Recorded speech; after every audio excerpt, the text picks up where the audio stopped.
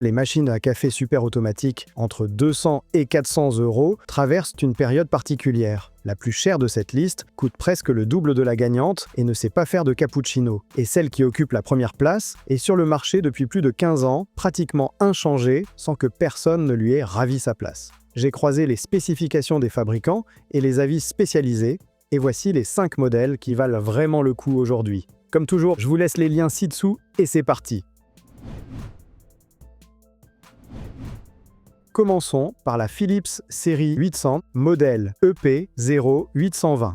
La première chose que l'on remarque, c'est un écran tactile simple avec des icônes en noir et blanc. Ce n'est pas un écran couleur avec des icônes lumineuses comme sur les modèles haut de gamme, c'est un peu plus basique et direct, conçu pour aller à l'essentiel. Le design est minimaliste, typique de Philips, avec un réservoir d'eau de 1,8 litre amovible sur le côté. Elle est compacte, mais pas particulièrement petite, et se pose sur le plan de travail sans attirer l'attention. C'est à l'intérieur qu'elle se distingue. Elle est équipée d'un moulin 100% céramique avec 12 niveaux de mouture, ce qui est un cran au-dessus de l'acier en termes de durabilité, car il ne transmet pas de chaleur au café lors de la mouture. Elle dispose d'une puissance de 1500 watts et d'un réservoir à grains de 275 grammes.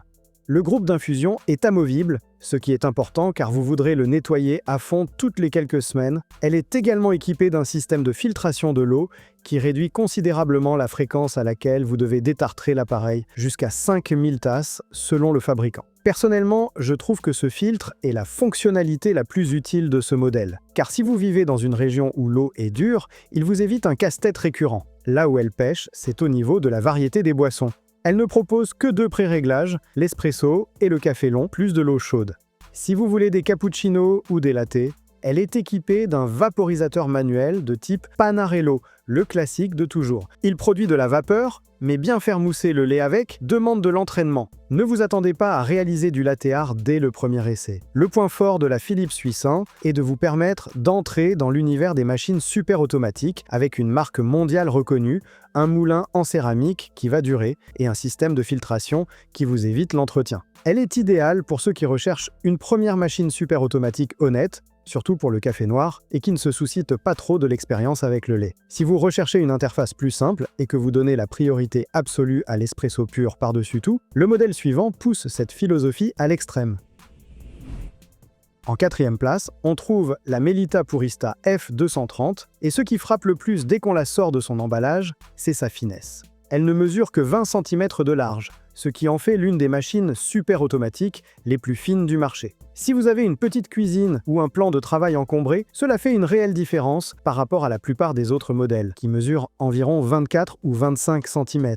Le boîtier est en plastique mat, noir ou argent selon la couleur choisie, avec un bac d'égouttage anti-rayures qui apporte une touche de finition. Et comme élément distinctif à l'extérieur, elle dispose d'un bouton dédié à votre café préféré qui enregistre une recette personnalisée avec l'intensité, le volume et la température que vous avez configurée au préalable. C'est à l'intérieur que Melita applique la philosophie allemande à l'état pur. Le moulin est conique, en acier, et a été calibré pour fonctionner plus silencieusement que d'habitude dans cette gamme. Ne vous attendez pas au silence total, aucun moulin à grains ne l'est, mais comparé au reste du classement, la différence se remarque. À 7 h du matin, alors que la maison dort encore, c'est très appréciable. Il dispose de 5 niveaux de mouture, 3 niveaux d'intensité, d'une fonction de pré-infusion pour humidifier le café avant l'extraction et d'un réservoir à grains hermétique qui préserve l'arôme. Le groupe d'infusion est amovible et a été amélioré par rapport à celui de la Café au Solo, le modèle que la Purista vient remplacer. Et voilà le gros bémol. La Purista ne dispose d'aucun système de moussage du lait, ni automatique ni manuel. On ne peut préparer que de l'espresso, du café crème et de l'eau chaude. Pas de cappuccino, pas de latte, pas de flat white. On voit ici très clairement la division entre l'école allemande, centrée sur la pureté de l'espresso, et l'école italienne, qui mise sur la polyvalence avec le lait. Melita a décidé que si vous voulez du lait, vous devrez vous tourner vers une autre gamme. D'autre part, c'est la plus chère de tout le classement. Et c'est là que réside le dilemme.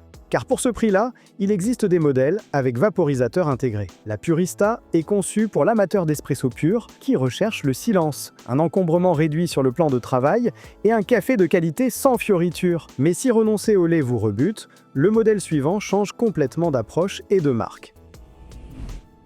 La DeLonghi Magnifica Evo arrive en 3e position. Et la première chose qui attire l'œil, c'est l'écran. Il est tactile, agréable au toucher, avec des icônes colorées et lumineuses qui vous guident à travers les différentes options. Après avoir vu la Philips avec son interface simple et la Melita minimaliste, l'Evo semble appartenir à une autre génération. C'est la seule du classement à disposer d'une interface visuellement moderne. Le corps conserve la silhouette classique de la gamme Magnifica, avec des dimensions compactes et un réservoir d'eau d'1,8 litre. À l'intérieur, elle s'appuie sur l'ingénierie italienne que DeLonghi perfectionne depuis des années. Elle est équipée d'un moulin conique en acier avec 13 niveaux de mouture, la gamme la plus large que vous trouverez dans cette catégorie. Elle dispose d'une puissance de 1450 watts, d'un système de chauffage rapide qui la rend prête pour le premier café en quelques secondes et accepte aussi bien le café en grains que moulu. Le groupe d'infusion est également amovible. L'écran propose 4 recettes préréglées accessibles d'une simple pression. Espresso, double espresso, café long et eau chaude. Et voici maintenant le détail qui me laisse un peu perplexe. Malgré toute cette interface moderne avec écran tactile couleur, le mousseur à lait reste manuel. Ce n'est pas le système de moussage automatique que l'on trouve sur les modèles haut de gamme de la marque. Si vous voulez un cappuccino, vous devez faire mousser le lait à la main avec la buse, exactement comme sur une machine à café d'il y a 10 ans. Vous payez pour une expérience d'utilisation moderne, mais la moitié de ce que vous faites avec reste de la mécanique traditionnelle. Pour ceux qui ne boivent pas de lait, cela n'a pas d'importance, mais si vous aviez été séduit par l'aspect, il est bon de le savoir. Le profil de l'utilisateur idéal est quelqu'un qui apprécie l'esthétique et le toucher moderne, qui boit surtout du café noir et qui, lorsqu'il prépare un cappuccino, le fait sans se presser. Si les écrans tactiles ne vous intéressent pas et que vous recherchez la philosophie allemande à moindre coût, voici la surprise de la vidéo. En deuxième place, on trouve la Melita Café au Solo. Si l'on observe sa silhouette, on constate qu'elle présente exactement le même châssis étroit de 20 cm que la Purista, classée 4e. Même largeur, même esthétique, même forme, la différence extérieure la plus notable est que le panneau est encore plus minimaliste, avec peu de boutons et sans personnalisation aussi élaborée. Elle pèse environ 8 kg et mesure 32,5 par 20 par 45,5 cm. Sur un petit plan de travail, elle est tout aussi appréciable que la Purista. À l'intérieur, la Café au Solo reste fidèle à l'ADN allemand de la marque. Elle est équipée d'un moulin conique en acier au fonctionnement discret, avec 5 niveaux de mouture, 3 niveaux d'intensité, un groupe d'infusion amovible et un réservoir d'eau de 1,2 litre. C'est pratiquement la même configuration que la Purista, avec un groupe d'infusion de génération précédente et quelques fonctions personnalisées en moins. Mais en ce qui concerne le résultat dans la tasse, 90% est identique, et c'est là que réside l'essentiel. La Café au Solo coûte nettement moins cher que la Purista. Il ne s'agit pas d'une différence de 10 ou 20 euros, nous parlons ici de 2 modèles Melita de taille compacte identiques, issus de la même tradition allemande de l'espresso pur, mais avec un écart de prix important. Si vous n'avez pas besoin de la fonction café préféré, avec recette enregistrée, ni du groupe d'infusion de dernière génération, vous payez beaucoup plus cher pour des détails que la plupart des utilisateurs ne remarquent pas au quotidien. Tout comme la Purista, elle ne dispose pas de mousseur à lait. Elle propose uniquement de l'espresso, du café crème et du café long.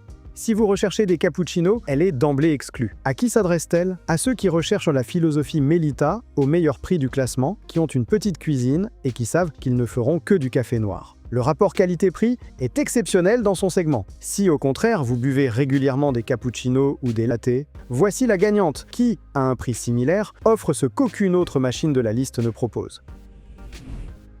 Et nous arrivons à la première place, la DeLonghi Magnifica S. Si on la compare aux autres modèles du classement, elle semble la plus désuète. Le panneau de commande se compose d'une rangée de boutons classiques avec des voyants sans écran tactile ni icônes lumineuses en couleur. Son design est resté pratiquement inchangé depuis plus de 15 ans sur le marché. Finition noire, réservoir d'eau amovible de 1,8 litre et une silhouette que connaît quiconque a mis les pieds dans un magasin d'électroménager ces 10 dernières années. C'est la moins tape à l'œil du classement, et pourtant, c'est elle qui l'emporte. À l'intérieur, elle possède ce que les autres ont par bribes.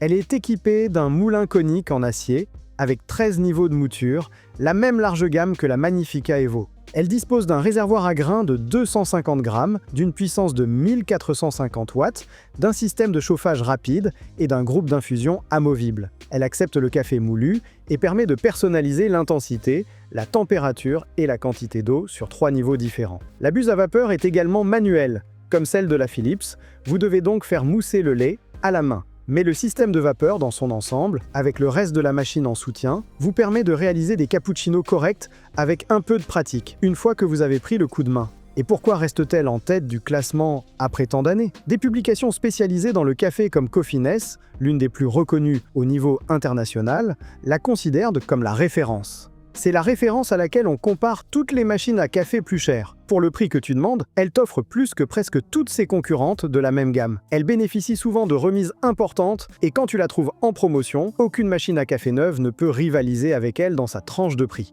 Le seul véritable bémol, c'est l'interface. Si tu as l'habitude de regarder l'Evo ou des modèles avec écran, la Magnifica S te semblera d'une autre époque. Mais le café qu'elle produit n'a rien à envier au modèle qui coûte 2 fois plus cher. C'est le choix idéal pour ceux qui privilégient le résultat dans la tasse plutôt que l'esthétique du panneau avant. Et c'est pour ça qu'elle est la référence depuis tant d'années. Je vous laisse les 5 modèles en lien ci-dessous dans la description pour que vous puissiez les comparer sans difficulté. Si vous me demandez lequel je choisirais, je retiendrai celui qui clôt cette liste pour ce rapport performance/prix qui reste imbattable après tant d'années sur le marché. Et si votre budget dépasse les 400 €, vous trouverez sur la chaîne le comparatif de la gamme Premium. À bientôt et rendez-vous dans la prochaine vidéo.